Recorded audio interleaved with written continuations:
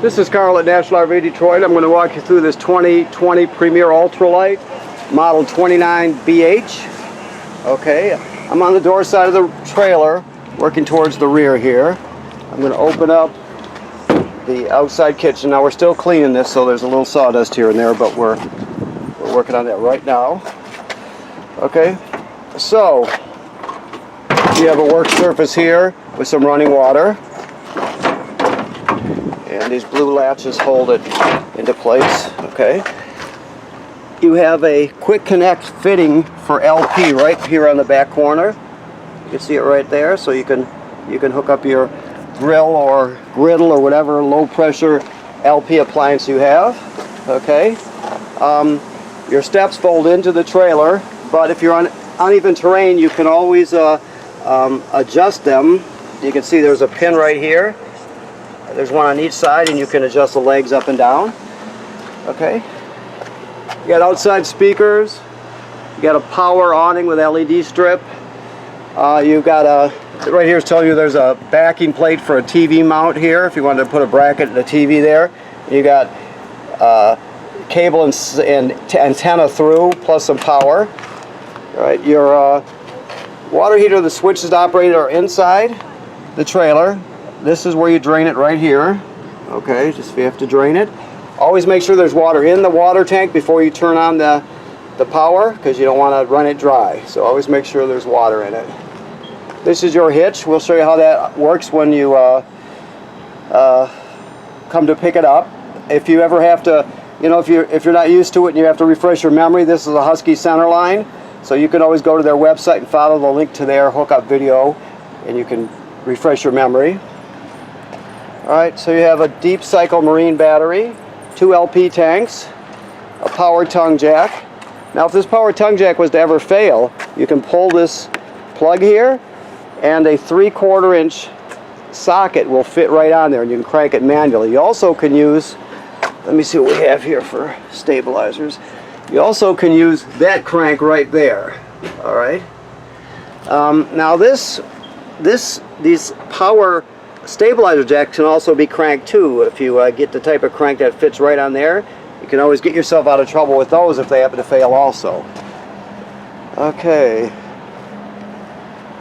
coming around to this side here, let's see what we've got. There's a better view of your crank. So that will crank your stabilizer, your power tongue jack if you need to. All right, so this is your water hookup here. You have your stabilizer switches here. You have one switch for both front and another switch for both rear. Your city water hookup is right here. 9 times out of 10, this is what you're going to use when you're hooking up water to your trailer. You just hook on the hose, you turn it on, and everything's pressurized, ready to go. If you happen to go to a campground with campsites that do not have plumbing on the campsite, you can fill the fresh water tank right here. And then you can use the onboard pump to pump the water. So even if you don't have city water, you can still use all the plumbing in the trailer. And this is just a signal booster in your satellite and cable TV through to the inside of the trailer.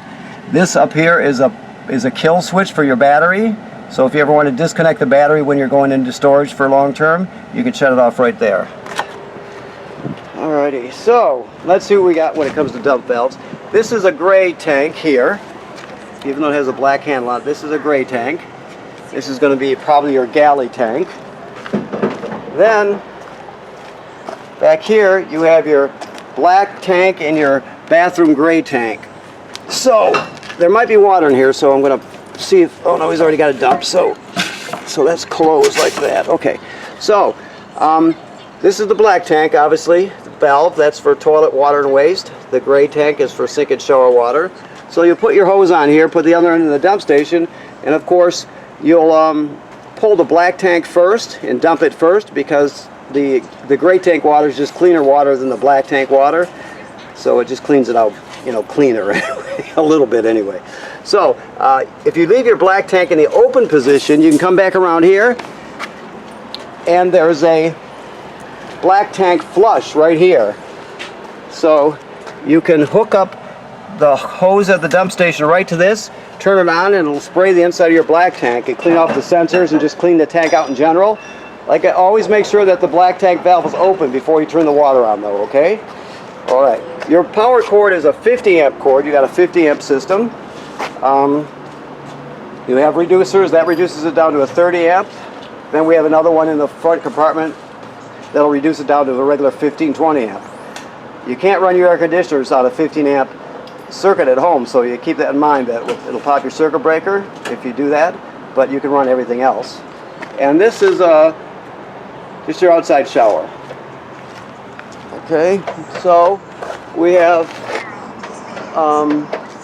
this housing here tells us that this is pre-wired for a backup camera. If you get one, it has to be a Furion camera that fits into the housing. Make sure you get the correct camera. Also, while we're looking up, you have to inspect your roof at least 3 times a season. So figure that in the spring, in the fall, and then once in the middle of the summer, you're going to go up on the roof or have someone else go up there. Look at all the seals on the roof. All the sealants, look for cracking or separation. And if you find any, you have to have it taken care of immediately. You don't, obviously don't have to reseal the entire roof. You're just going to have that area resealed. Every trailer has to be inspected by its owner. It's very important. Okay, so let's go inside. Hear the air conditioner running, that's good. Okay, so, alright, here's your monitor panel up here. We'll start with the level. So your battery is charged, right? Fresh water tank has 2/3 full, but we're still water testing it. You can see that it graduates up in 1/3 increments as it fills. Your black tank, there, your gray tank, number 1, which is the bathroom, and then your number 2, which is a galley tank, that's your sink, your kitchen sink, okay? So once you get past 2/3 full, you're going to have to think about dumping your gray and black tanks, okay? Your awning, retract and extend. When you extend your awning, it goes out 8 feet, and you keep it rolling out till you can see the awning tube, basically. You'll know you're all the way out. Never leave it out unattended. If you're not going to be at the campground, roll it in so it doesn't get damaged. Your water pump I told you about is right there. Your water heater to light it on electric, which is the most common. Or you can do gas, but they're both done from here. Remember what I said about making sure there's water in the tank before you turn it on, though. These are just lights here. And this is your slide room here, in and out. The type of slide on here is in case anybody asks you, it's called an AccuSlide. AccuSlide. There are different kinds. Yours happens to be an AccuSlide. Alright, you got a really huge TV when it comes to an RV. And this is on a swing-out bracket, of course. Your radio and disc player plays discs, obviously. You can stream off this USB right here, put all your favorite albums on one stick and take them with you. You can hook up wirelessly with Bluetooth and stream off your phone or tablet. You have 2 zones for speakers, 1 and 2. 1 is inside the trailer, 2 is outside, so there's a lot you can do with it, especially when it comes to considering your camping. Your fireplace, you can set the appearance of the flame. You can set the fan speed to high and low and off. There's a timer, so it's a really good space heater, so you can use it instead of using up your LP to heat.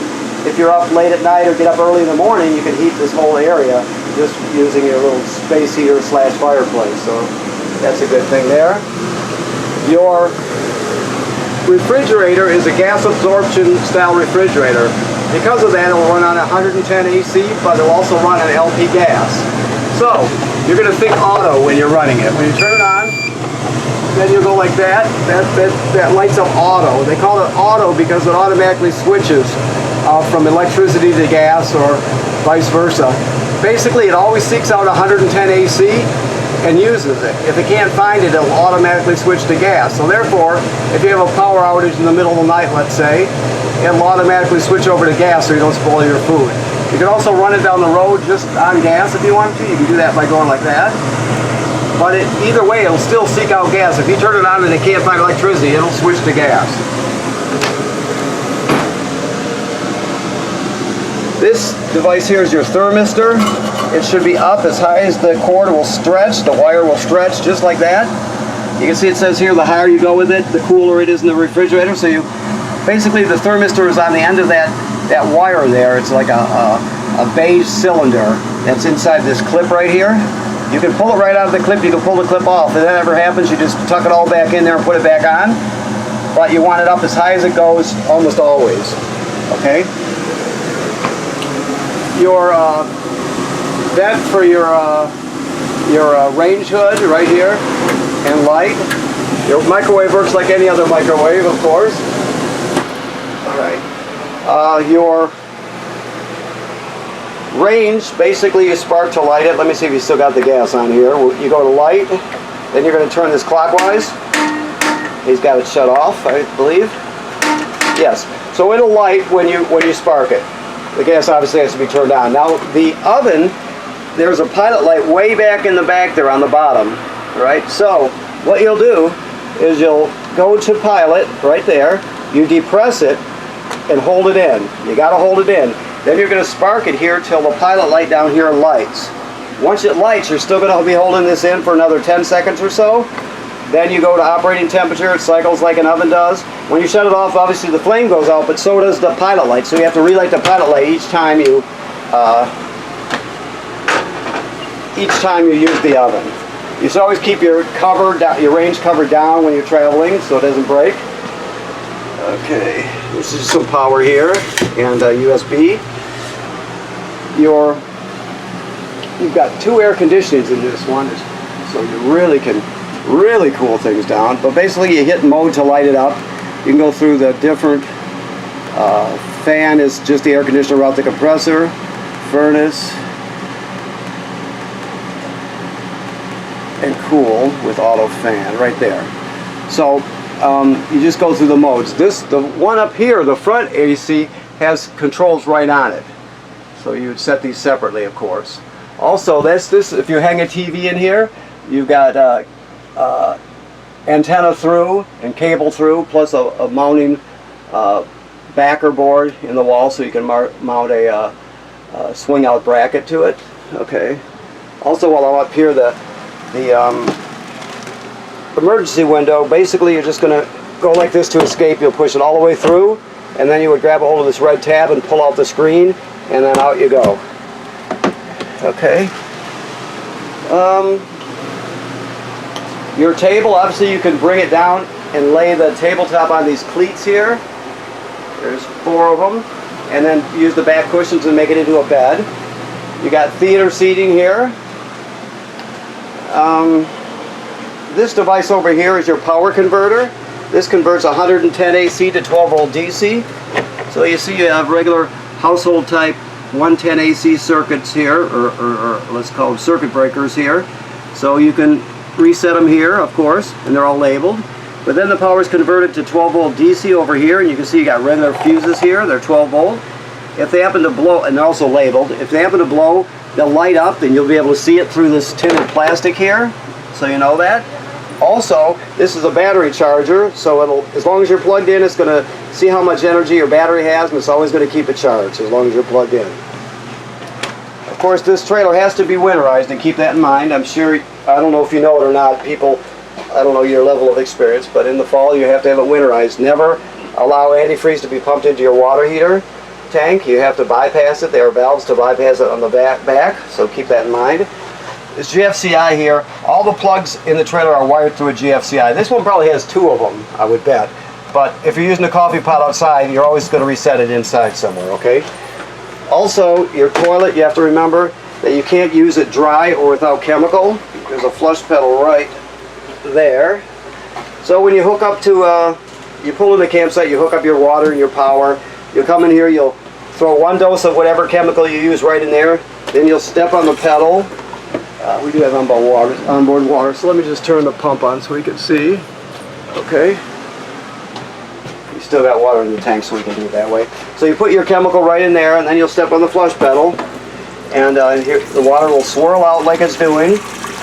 You'll stand on this pedal, if you started with an empty tank, you'll stand on this pedal for about, just a couple minutes to put a gallon or so of water in there. The bottom line is you have to have a little bit of water and chemical in the black tank before you start using the toilet. The black tank is directly below, so you just use common sense. That's about a gallon or 2 of water. And then your dose of chemicals. So keep that in mind. You always got to put chemical and a little bit of water in there to start off. Okay, let me walk through and see if I forgot anything here. I think we've pretty much got it. Okay, yes, I'd say we pretty much have got it. Remember what I told you to always inspect your roof 3 times a season. When you're winterizing, always bypass the water heater. And thank you very much for purchasing your trailer at National RV Detroit. And if you have any issues, you give us a call and we'll work with you, okay? Thank you very much.